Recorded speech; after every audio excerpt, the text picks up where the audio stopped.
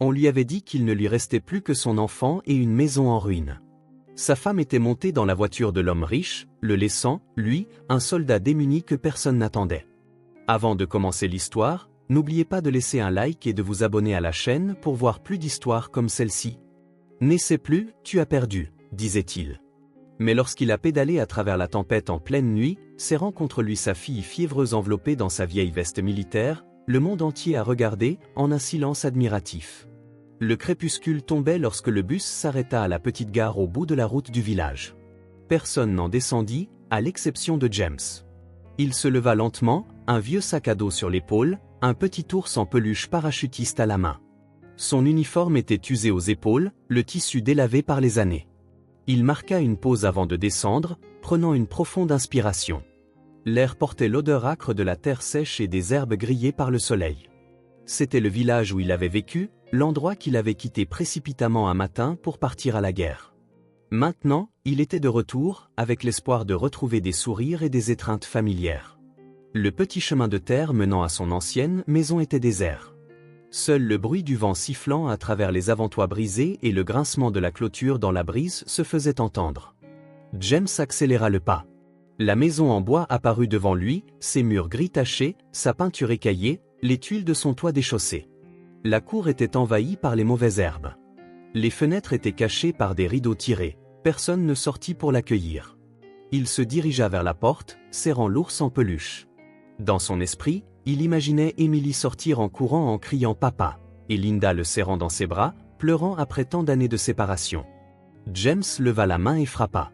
Peu après, la porte s'ouvrit. Linda se tenait là. Elle portait une simple robe blanche, ses cheveux étaient coiffés avec soin, son visage légèrement maquillé. Elle ne souriait pas et ne semblait pas surprise.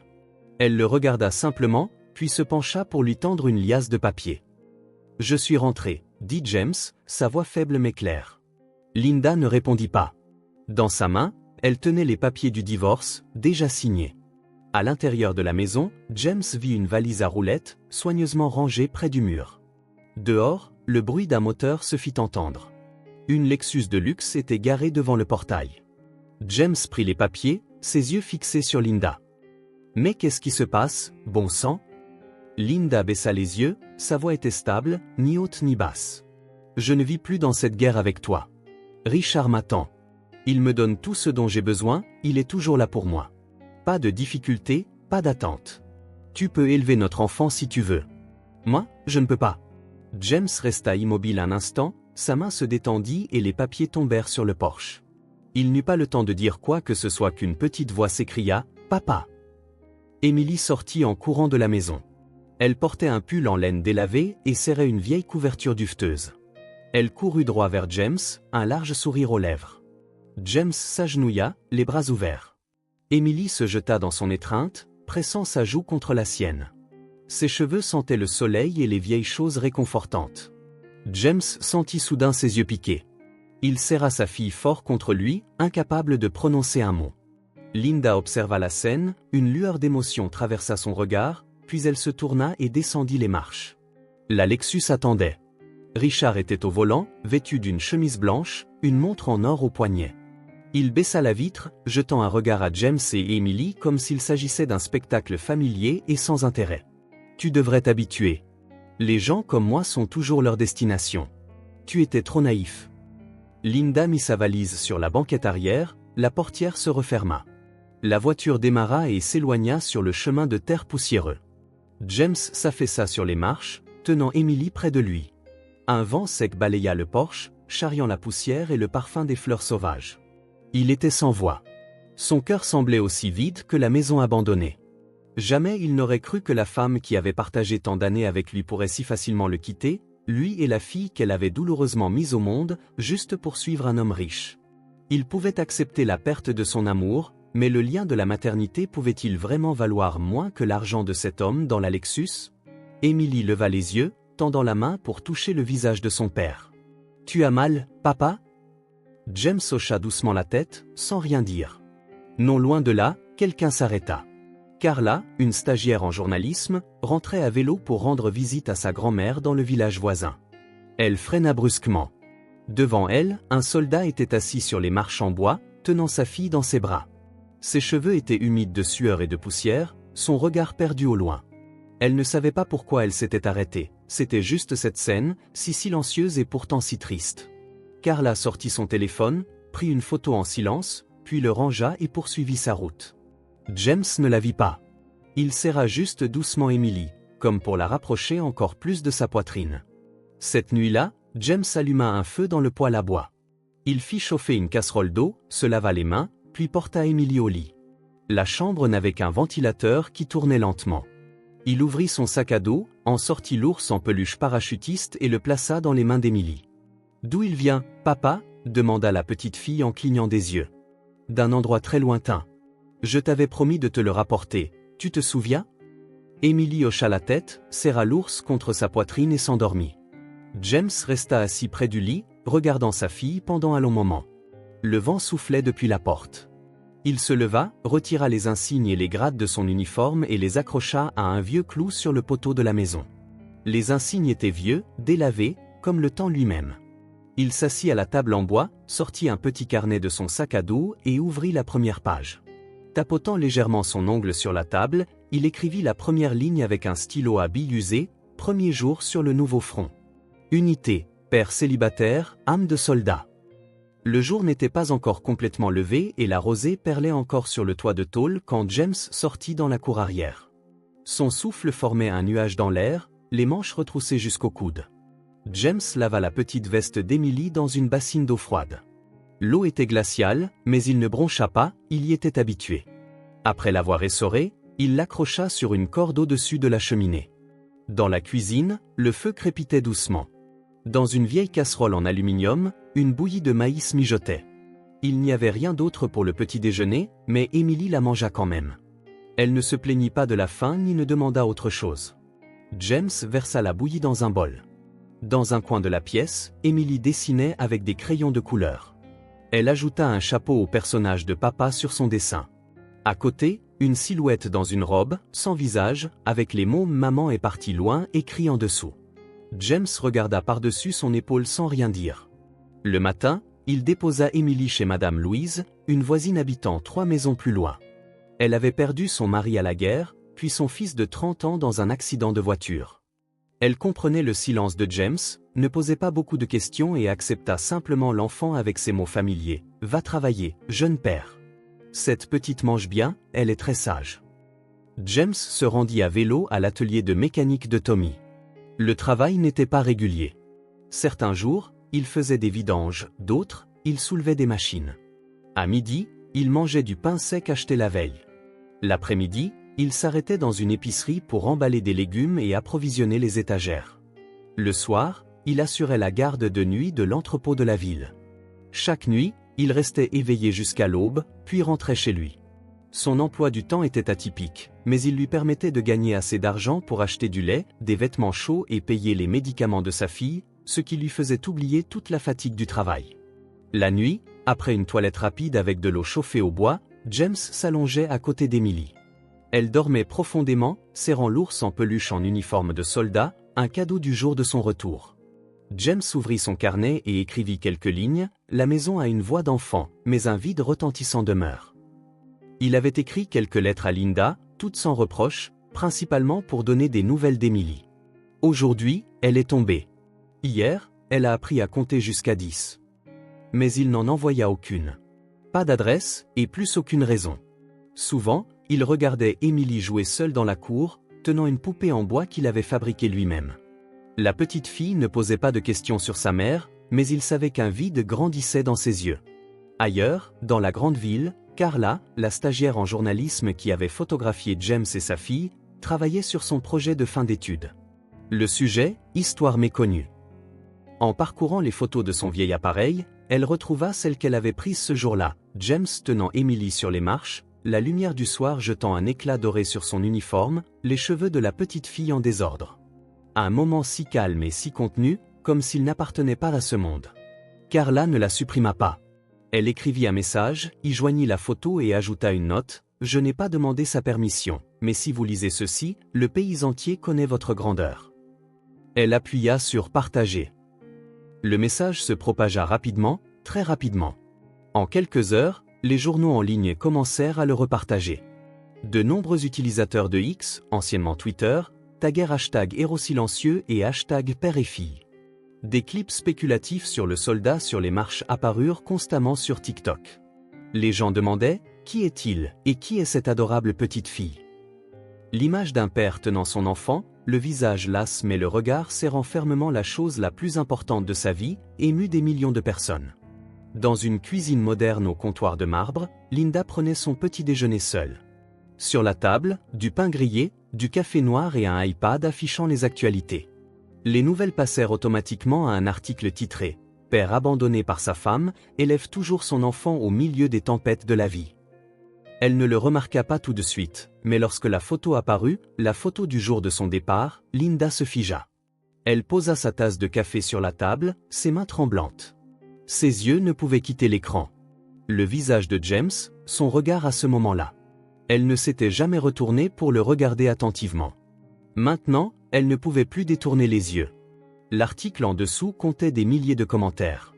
Certains maudissaient la femme sans cœur, d'autres sympathisaient avec James, d'autres encore envoyaient des prières pour l'enfant abandonné par sa mère. Linda ne les lut pas tous. Elle replia l'iPad et enfouit sa tête dans ses mains. Elle pleura, non pas à cause des critiques, mais parce qu'elle avait vraiment vu ce qu'elle avait laissé derrière elle. Au village, James ne savait rien. Il n'utilisait pas les réseaux sociaux, ne regardait pas les nouvelles.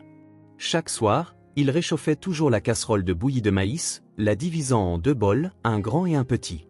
Ce soir-là, Emily mangeait en regardant son père. « Papa, on aura quelque chose de bon demain ?» James regarda la petite fille un instant, puis sourit doucement, comme toujours. « Bien sûr, ma chérie. Quelque chose de très bon. » Emily hocha la tête, continua de manger et ne demanda rien de plus.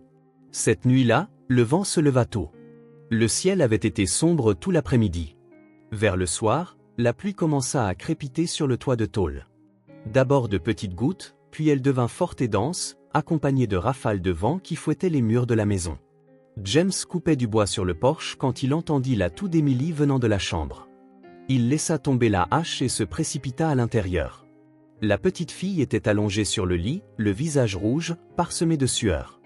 Il posa sa main sur son front, il était brûlant. Il l'appela plusieurs fois. Emily ouvrit les yeux, le regarda vaguement, puis les referma.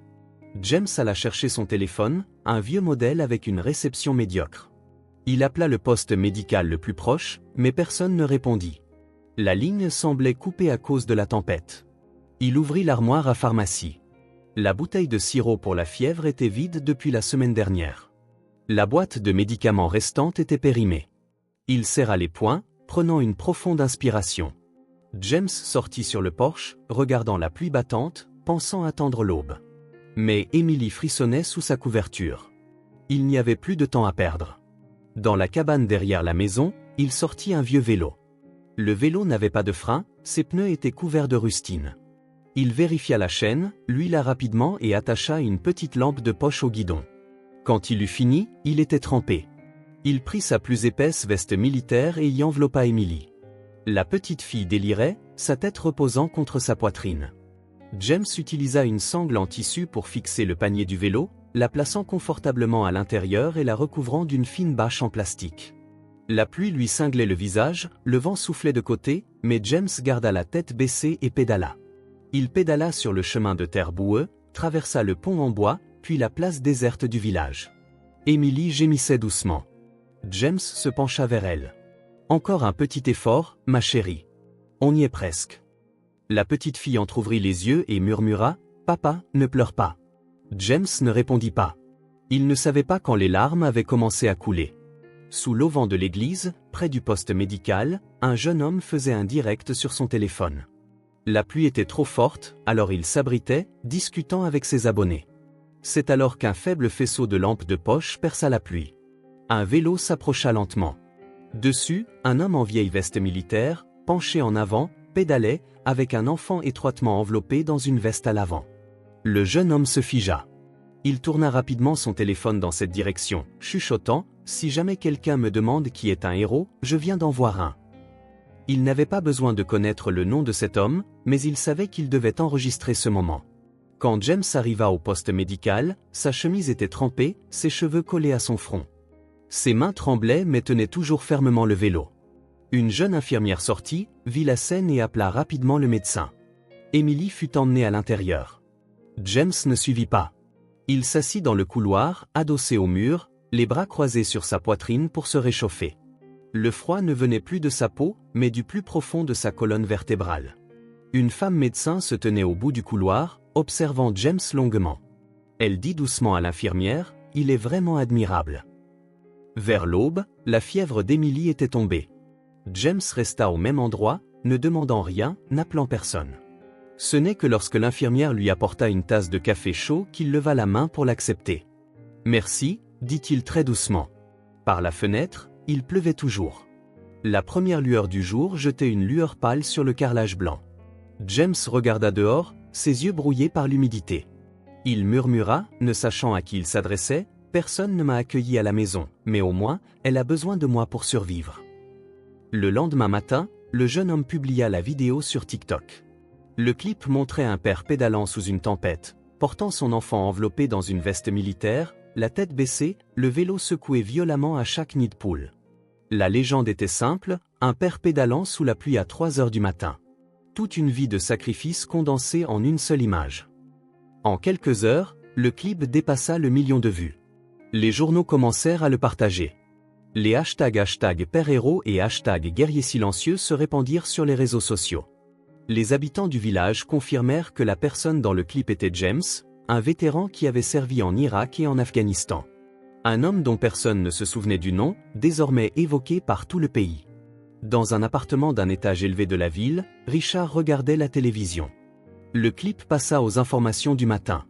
Linda, qui sortait juste de la salle de bain en s'essuyant les cheveux avec une serviette, s'arrêta en voyant l'image de James. L'écran montrait clairement l'homme familier pédalant dans la pluie nocturne. Linda resta figée, murmurant « C'est lui ». Richard jeta un coup d'œil et soupira. « Si tu regrettes encore, va t'excuser. Je ne garde pas les femmes faibles. » Linda ne répondit pas, ses yeux rivés sur l'écran. La serviette dans sa main tomba au sol sans qu'elle s'en aperçoive. Au poste médical, Emily dormait encore. James était assis à côté d'elle, lui tenant doucement la main. Dehors, il bruinait toujours, mais à l'intérieur de la chambre, la lumière était douce. Emily respirait régulièrement. Le petit ours en peluche était blotti dans sa main. C'était suffisant pour réchauffer son cœur. James regardait tranquillement sa fille. À ce moment-là, il ne se souvenait ni du champ de bataille, ni de Linda, ni de personne d'autre que de la petite fille en face de lui. Il murmura de nouveau, ne sachant pas si c'était pour lui-même ou pour les cieux, « Tant qu'elle aura besoin de moi, je n'ai pas le droit de tomber. » Le lendemain matin, le ciel était clair, mais la cour de James était encore humide de la pluie. Il réparait une gouttière après la tempête quand il entendit des coups répétés. James s'essuya les mains sur son pantalon et sortit. Devant la porte se tenait Tommy, son ami mécanicien, vêtu d'une chemise bleue, son téléphone à la main. « Tu as regardé sur Internet ?» demanda Tommy en lui tendant son téléphone. James fronça les sourcils, ne comprenant pas. « Tu fais le buzz, c'est de la folie. Tout le monde parle de toi et d'Emily. » James alluma la vieille télévision. La chaîne locale rediffusait le clip de la nuit pluvieuse, l'image du vélo tremblant dans le vent et la pluie, l'homme en vieille veste militaire penché pour protéger son enfant. Puis, la transition vers le reportage, le soldat sur les marches, un nouveau symbole de l'Amérique silencieuse. L'écran suivant montrait une photo de James tenant Emily sur les marches en bois, la photo que Carla avait postée, accompagnée d'une voix off posée, un père célibataire, un vétéran qui a servi au Moyen-Orient, élevant sa fille de 3 ans avec courage et bienveillance. James ne sut que dire. Il éteignit la télévision et s'assit. « Ça va ?» demanda doucement Tommy. James hocha la tête. « Je n'ai pas besoin qu'il sache qui je suis. J'ai juste peur qu'il vienne et lui fasse peur. Je ne veux pas qu'Emily vive sous les applaudissements d'inconnus. » Mais cet après-midi-là, quand James alla chercher Emily chez Madame Louise, la voisine avait déjà tout raconté à la petite fille. Emily l'acclama en le voyant, « Papa est à la télé. Papa est célèbre. » La petite fille n'avait pas peur, elle aimait même ça. Emily riait, tenant la main de son père et bavardant. « Alors maintenant, je peux dire à mes amis que mon papa est un héros. » James ne répondit pas. Il lui serra la main plus doucement, puis entra dans la maison. Un jour plus tard, on frappa à la porte.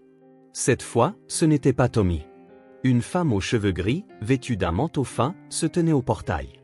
Elle se présenta, « Je m'appelle Martha.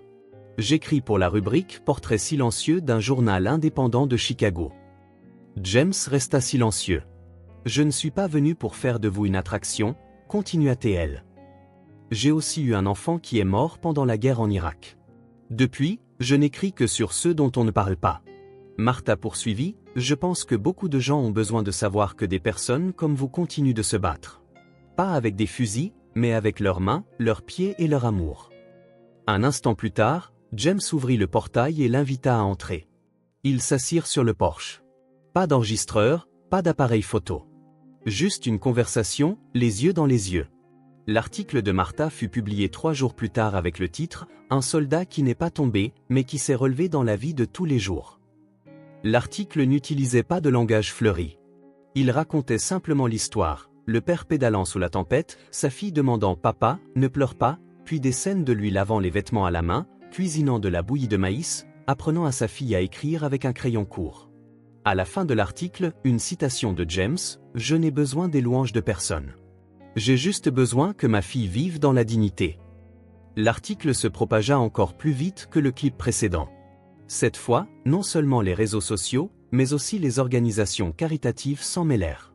Une organisation de soutien aux vétérans appela James, offrant de l'aider à réparer le toit, à remplacer les portes et à poser un nouveau plancher.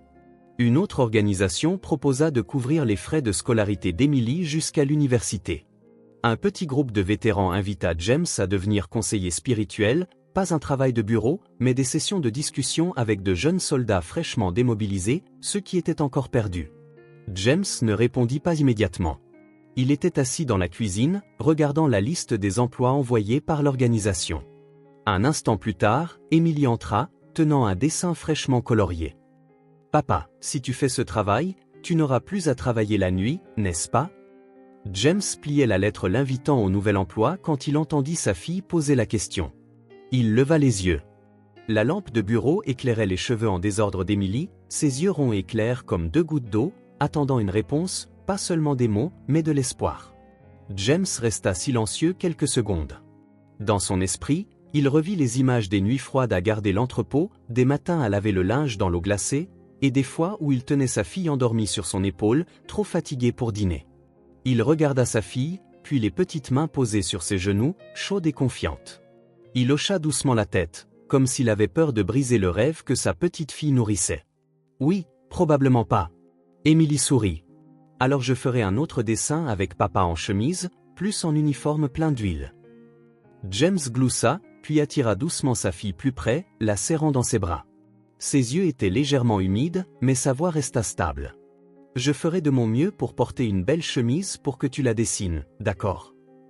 Emily hocha la tête contre la poitrine de son père, tandis que James lui serrait doucement la main, comme pour se promettre à lui-même que cette fois, il s'accrocherait à quelque chose jusqu'au bout. Ce soir-là, James sortit sur le porche, regardant la vieille maison en bois.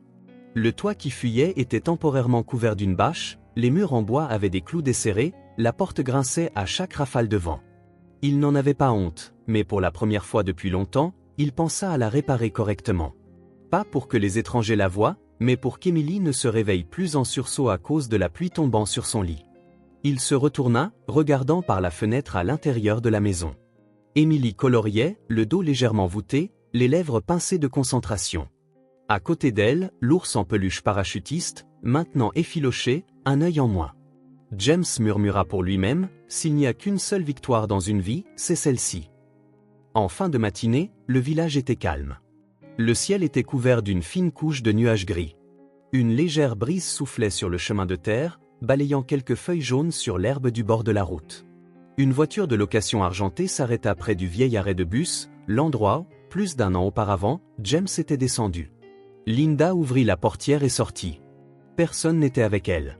Pas de bagages. Elle ne portait qu'un long manteau, les mains serrées près de son cou contre le froid. Son visage était sans maquillage, ses cheveux soigneusement attachés. Elle regarda autour d'elle. Tout était pareil, seule elle était différente. Linda marcha lentement le long de l'ancienne route menant à la maison en bois. Elle marchait lentement, mais ne s'arrêta pas. Quand elle atteignit le portail de la maison, elle fit une pause.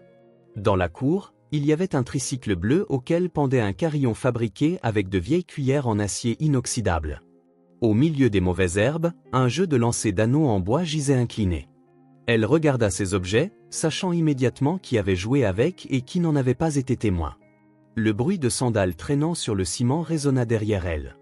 Linda se retourna. Madame Louise se tenait là, les mains sur les hanches, les cheveux en chignon, portant un châle en laine. Sa voix était grave, chaque mot clair. « Pourquoi es-tu de retour? Pour prendre des photos avec lui et pleurer en ligne ?» Linda baissa la tête. Pas de réfutation, pas d'excuse. Madame Louise fit un pas en avant, baissant la voix. « Quelqu'un comme toi ne comprendra jamais ce que c'est que de devoir débrancher le chauffe-eau pour acheter des médicaments pour son enfant. » Linda serra la manche de son manteau, répondant doucement « Je veux juste voir ma fille. » Madame Louise la regarda encore quelques secondes, puis fit un geste vers le portail. « Je ne l'interdirai pas. Mais si tu comptes revenir juste pour causer plus de douleur, il vaut mieux ne pas le faire. » James ouvrit la porte quand Linda frappa. Il la vit. Pas de surprise, pas de question sur la raison. « Tu peux dire non » dit Linda en premier. James resta silencieux, puis hocha la tête, s'écartant pour la laisser passer. Ils s'assirent tous les deux sur le porche, sur de vieilles chaises en plastique délavées. Linda regardait ses pieds, James regardait la cour. « Je veux la voir. » Sa voix était faible, brisée. James ne se retourna pas. Il dit, « Elle ne se souvient pas de toi. Elle t'appelle celle qui est partie loin depuis le jour où tu as disparu derrière cette voiture. Mais si tu insistes pour la voir, je ne l'interdirai pas. » Linda serra les poings. « Je ne savais pas que les choses tourneraient comme ça. » James la coupa, sa voix calme, « Tu savais exactement comment les choses tourneraient au moment où tu es monté dans cette voiture. » Emily sortit silencieusement sur le porche. Elle tenait l'ours en peluche, pas le vieux, mais celui que James avait récemment réparé. La petite fille se figea en voyant la femme assise à côté de son père. Linda se leva rapidement. Elle se pencha, sortit un ours en peluche de son sac. « Maman a acheté ça pour toi. Tu aimes ?» Emily regarda le jouet, regarda le visage étranger. Ses yeux ne montraient aucune reconnaissance. La petite fille resta silencieuse, puis se retourna et rentra dans la maison. La porte en bois se referma. Linda resta immobile, les yeux fixes. « Elle me déteste », dit-elle, presque dans un soupir. James resta assis, les yeux fixés sur la porte. Un instant plus tard, il se leva, se dirigea lentement vers le portail. Linda le suivit sur les marches. James se retourna. Sa voix était douce, mais inébranlable. « Je ne lui ai pas appris à détester sa mère. » Il marqua une pause d'une seconde, puis continua, « Je n'ai tout simplement plus la force d'inventer d'autres contes de fées. » Linda baissa la tête, les yeux rouges, ses mains serrant toujours l'ours en peluche. Elle sortit de la cour, restant un moment devant le portail. À l'intérieur de la maison, James ferma les rideaux. Emily était assise sur ses genoux, le dos tourné à la fenêtre. James lui couvrit doucement les yeux en chuchotant, « Ce n'est pas grave. Les gens finissent par partir. » Linda resta seule dans la cour. Plus de mots à dire, plus de raisons de rester. Le vent de fin d'automne soufflait, charriant des feuilles sèches. Elle tourna le dos et s'éloigna. Son dos était droit, ses pas fermes, mais ses yeux étaient brouillés de larmes.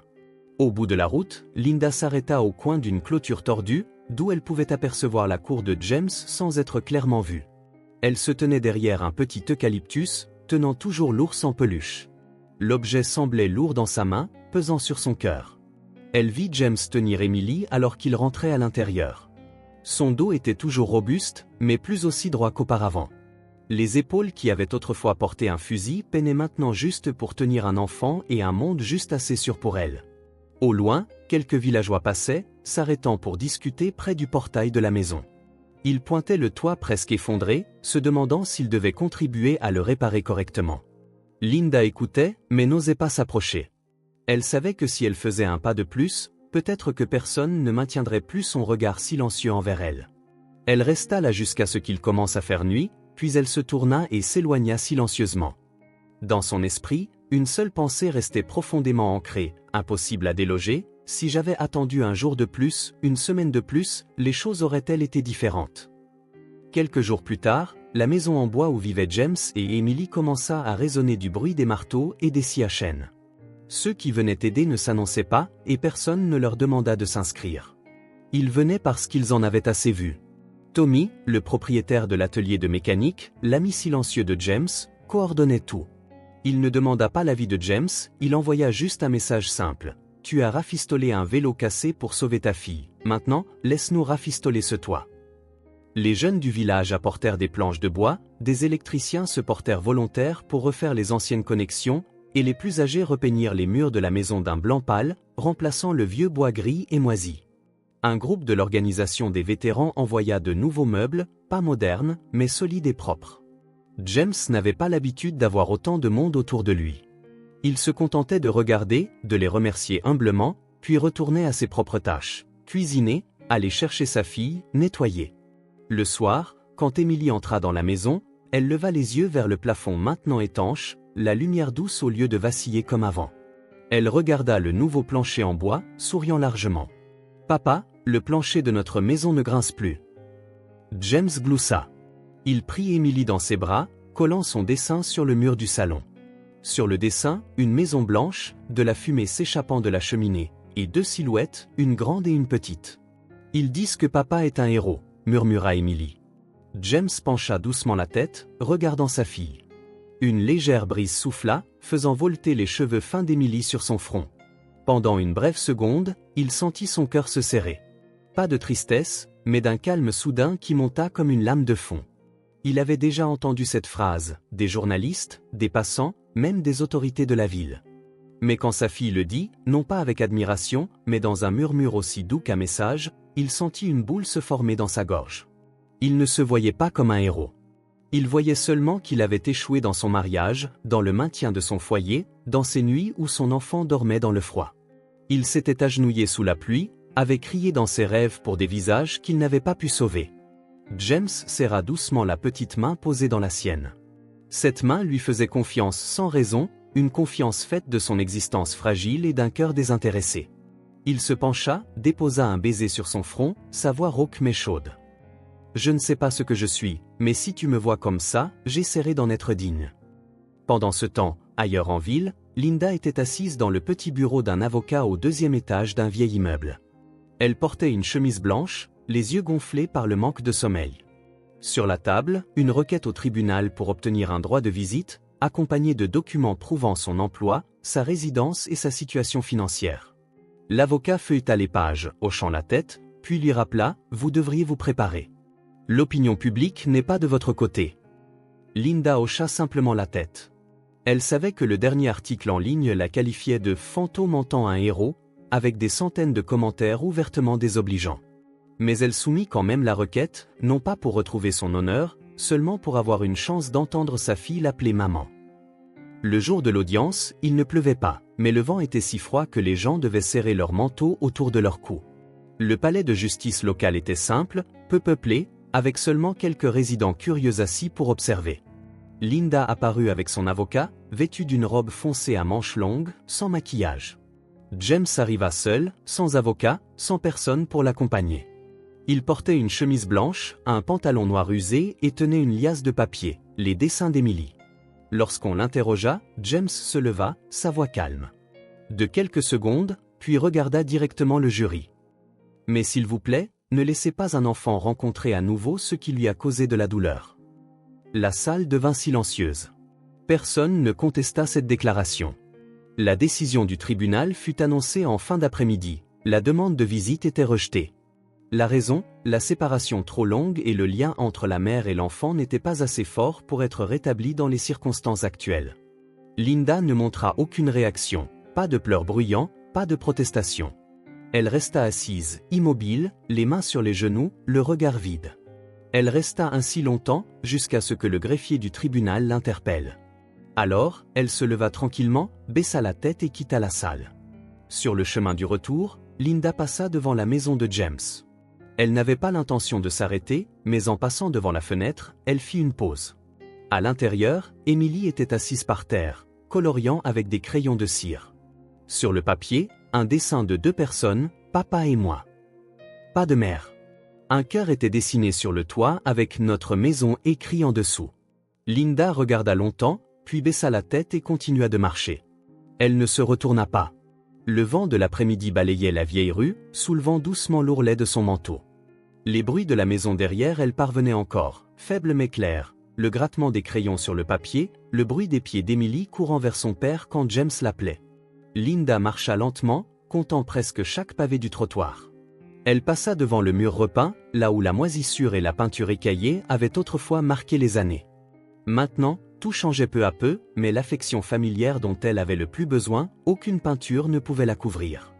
Elle entra dans un petit café au bout de la rue, commanda un plat à emporter, puis s'assit à une chaise près de la fenêtre. De là, elle pouvait encore voir un coin du toit blanc au loin. Elle n'essaya pas de voir clairement, ni ne prit de photos. Elle resta juste assise là, tenant le gobelet en papier chaud, les yeux vides. Dans son sac à main se trouvait la réponse de l'avocat, une copie du jugement du tribunal et une courte note. Nous comprenons que vous voulez ce qu'il y a de mieux pour votre enfant, mais ce qu'il y a de mieux ne vient pas toujours de quelqu'un qui est parti un jour. Linda ne la relut pas une seconde fois. Elle la plia, la rangea au fond de son sac, comme si elle mettait de côté quelque chose qu'elle ne voulait plus affronter. Dehors, la lumière de l'après-midi tombait sur le trottoir froid.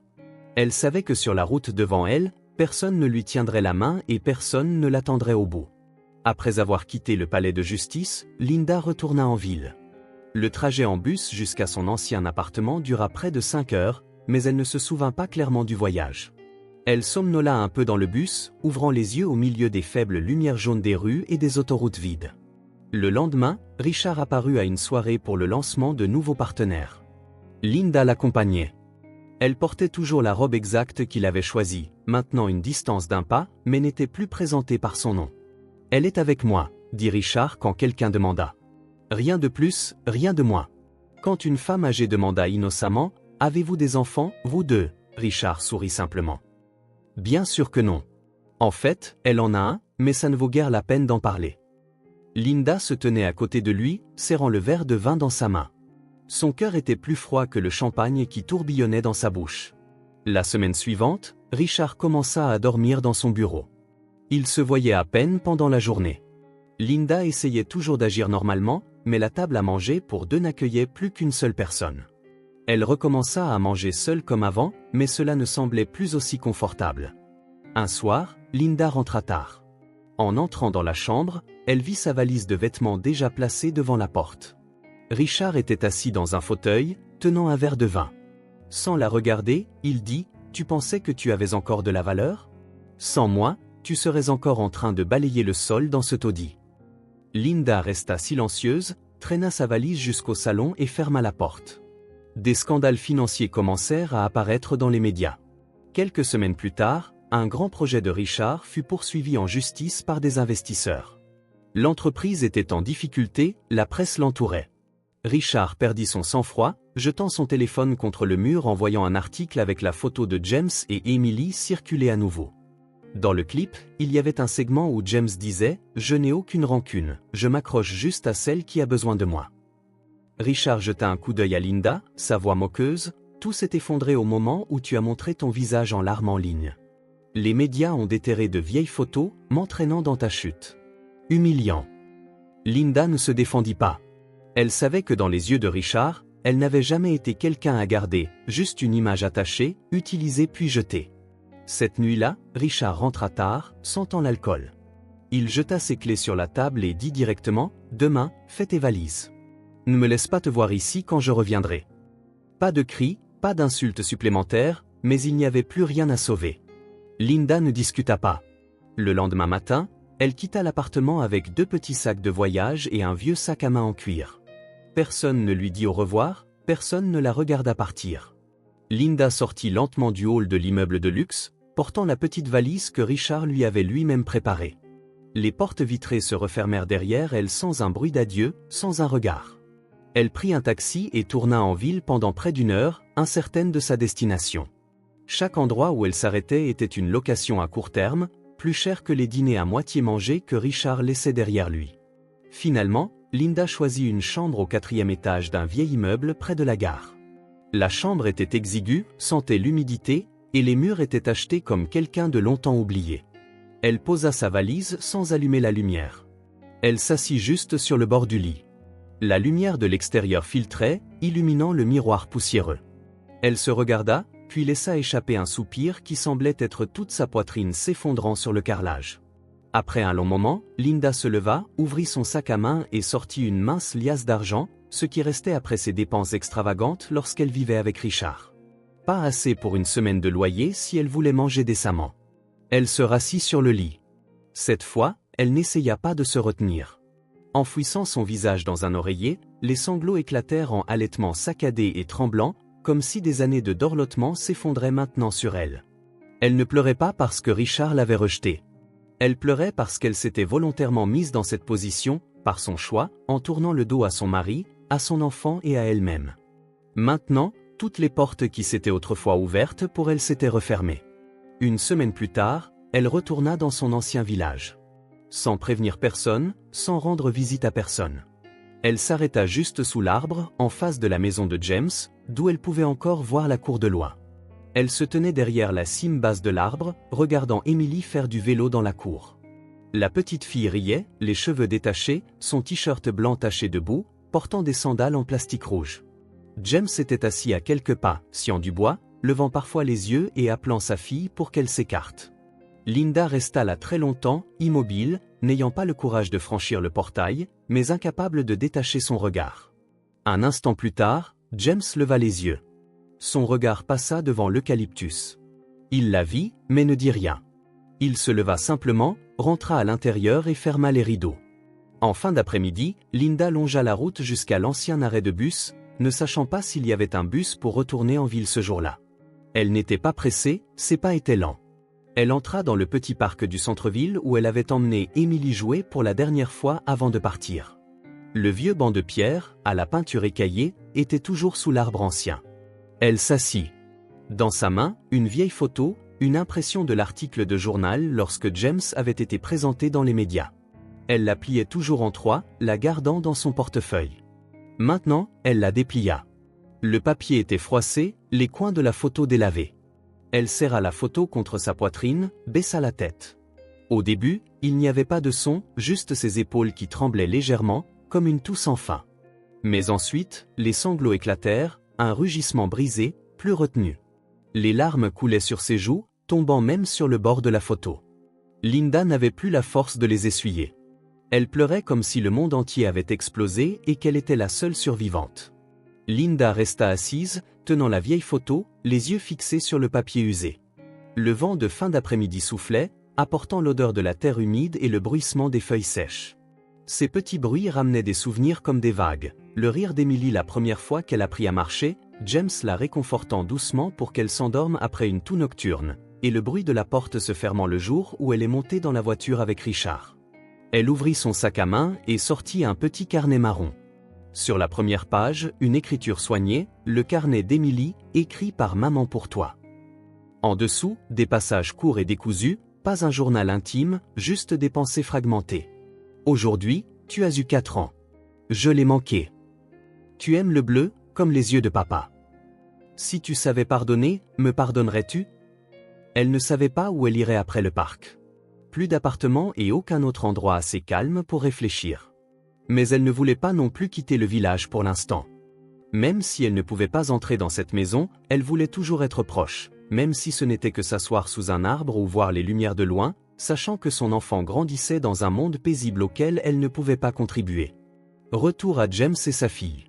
Un matin de début avril, James reçut une invitation de l'Organisation nationale des vétérans.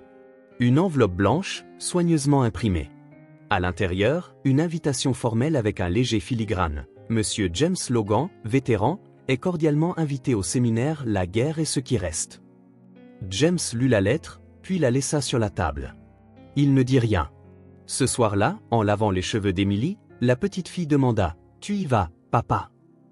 James secoua doucement la tête. « Je ne suis pas doué pour parler devant une foule. » Emily leva les yeux, plein d'eau. « Mais tu me racontes des histoires de guerre tous les soirs. Maintenant, raconte-les aussi aux grands. » Cette phrase fit réfléchir James. Il resta assis un moment, sa main toujours sur la tête de sa fille, puis sourit doucement et hocha la tête. Quelques jours plus tard, James commença à écrire des souvenirs fragmentés dans son petit carnet. Pas pour préparer un discours, mais pour comprendre par lui-même ce qu'il avait peur de dire. La première page portait un nom qu'il n'oublierait jamais, Robert Bobby Finch, tué au combat à Khalid, 2009. La page suivante décrivait un village dévasté où James et ses camarades avaient dû enterrer les corps de 8 enfants dans une fosse commune, au milieu de l'odeur de la poudre, de la fumée et des déchets brûlés. La page d'après ne contenait qu'une seule ligne. Le premier tireur d'élite que j'ai abattu était un enfant de 16 ans. Personne n'avait dit à James d'écrire, personne ne lui avait demandé de parler, mais pour la première fois, il s'autorisait à regarder en arrière les choses qui le suivaient encore à travers chaque sommeil agité. Le jour de l'événement, la salle n'était pas grande. Environ 100 personnes, des personnes âgées et des jeunes, portant de vieux uniformes militaires. James arriva avec Emily. La petite fille portait une robe bleu pâle, assise au premier rang, serrant son ours en peluche parachutiste.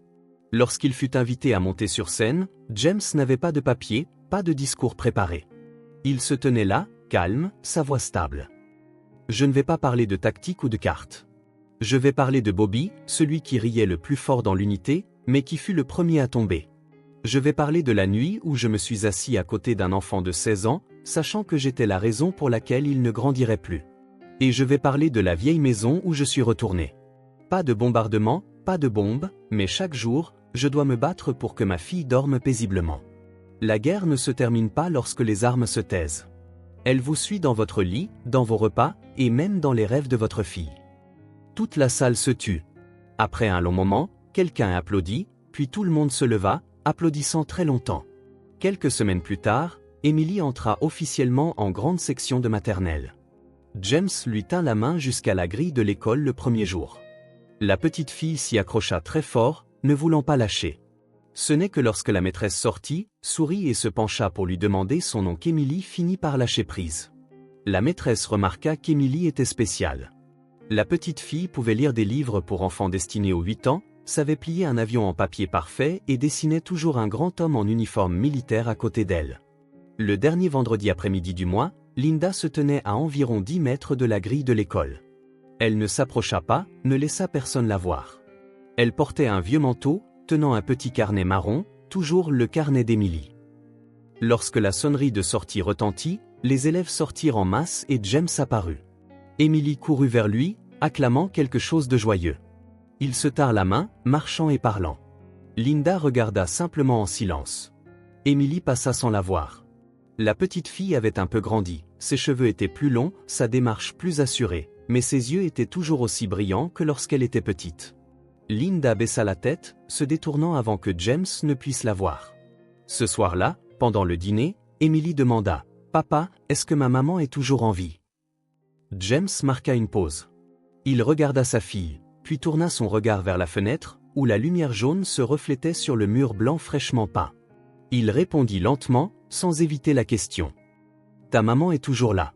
Elle s'est juste perdue pendant trop longtemps. » Emily resta silencieuse un moment, puis hocha la tête. « Alors si maman retrouve son chemin, on pourra ouvrir la porte et la laisser entrer. » James ne répondit pas immédiatement. Il regarda la petite fille, puis dit, sa voix grave, « Nous laissons toujours la porte ouverte. Mais certaines personnes, elles doivent réapprendre à frapper avant de pouvoir entrer. » Linda vivait dans une petite chambre louée au 2e étage d'un vieil immeuble en périphérie de la ville. La fenêtre donnait sur un auvent en tôle tordue où la lumière de l'après-midi jetait de faibles traînées. La chambre avait une table en bois, un simple lit en fer et un miroir ébréché suspendu de travers au mur. Elle passa tout le dimanche après-midi à écrire une lettre manuscrite. Encre noire, papier jauni, pas d'enveloppe à motif. La première ligne était pour Emily. Elle ne commença pas par « ma très chère fille » ou quoi que ce soit tiré des livres. Elle écrivit simplement, proprement, « Je suis désolée d'avoir manqué ton enfance. Pas par haine, juste parce que j'étais faible. Je n'attends pas ton pardon. Je souhaite seulement ton bonheur. Tu as choisi le bon père. C'est moi qui ai pris le mauvais tournant. Si un jour je ne suis plus là, tu pourras toujours me détester, mais s'il te plaît, sache que je suis revenu et que je suis resté devant ton portail pendant très longtemps. » Elle plia la lettre en 3, la glissant dans une enveloppe marron. Pas de nom d'expéditeur.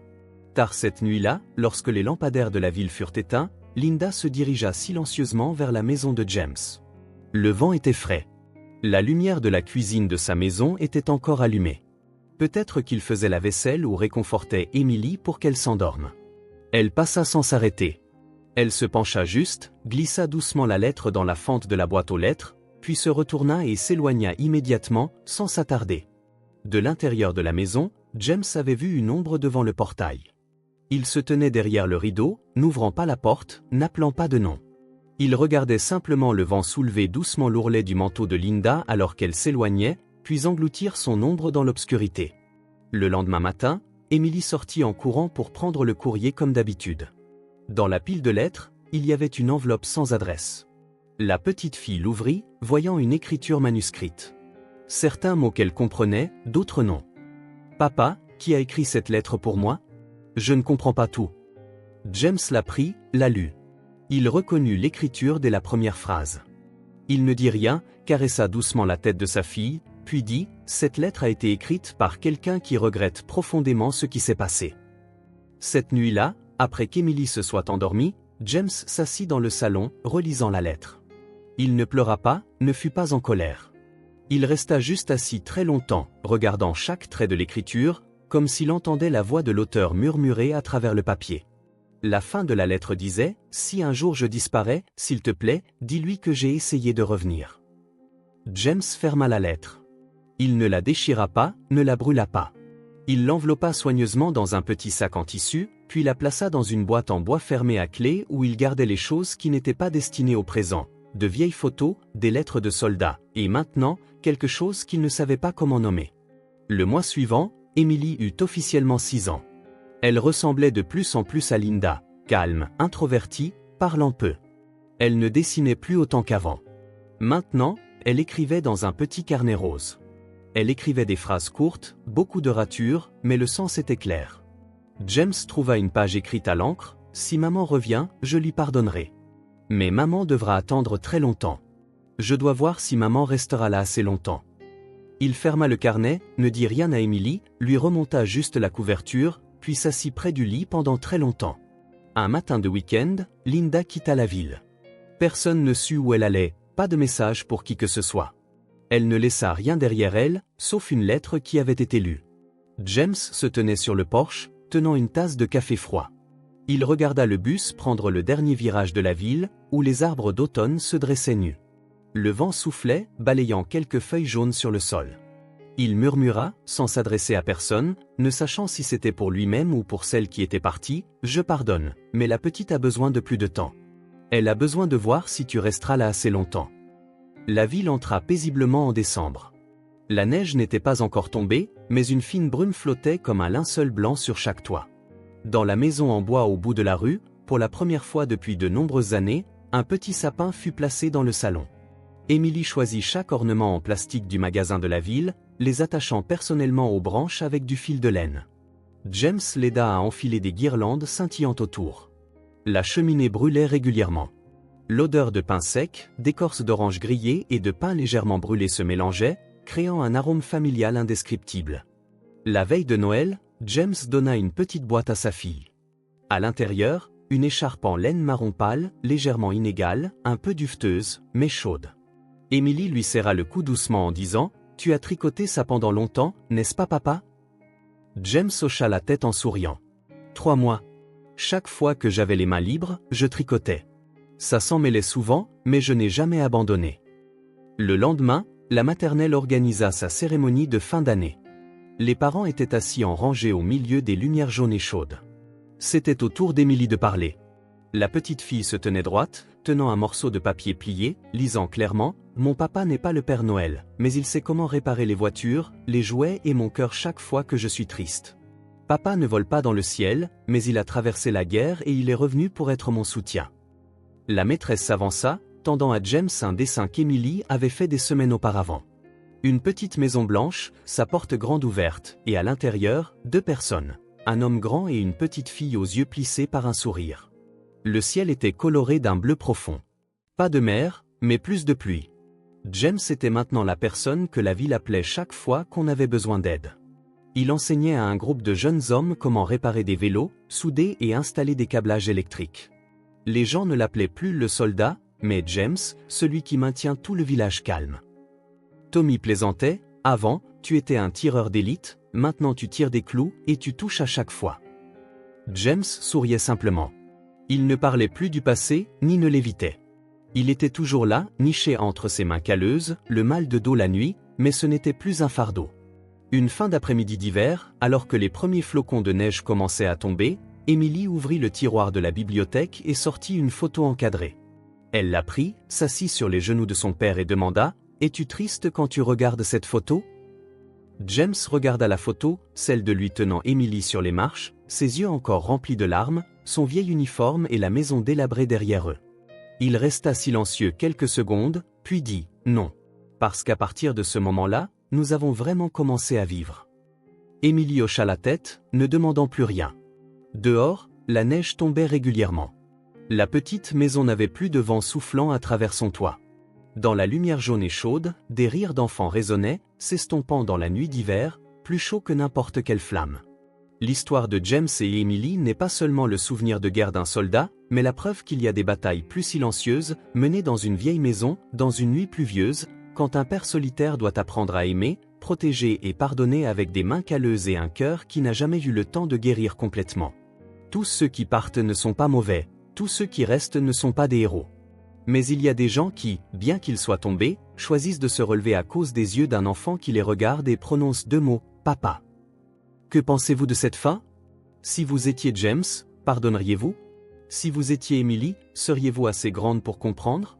Et si vous étiez Linda, seriez-vous revenu, même en sachant que la porte pourrait ne plus être ouverte? Si vous avez déjà été celui ou celle qu'on a laissé derrière, ou celui ou celle qui a tourné le dos, si vous avez déjà souhaité être plus fort juste pour rester, s'il vous plaît, racontez votre histoire. Je la lirai, et je suis ici non pas pour juger, mais pour écouter.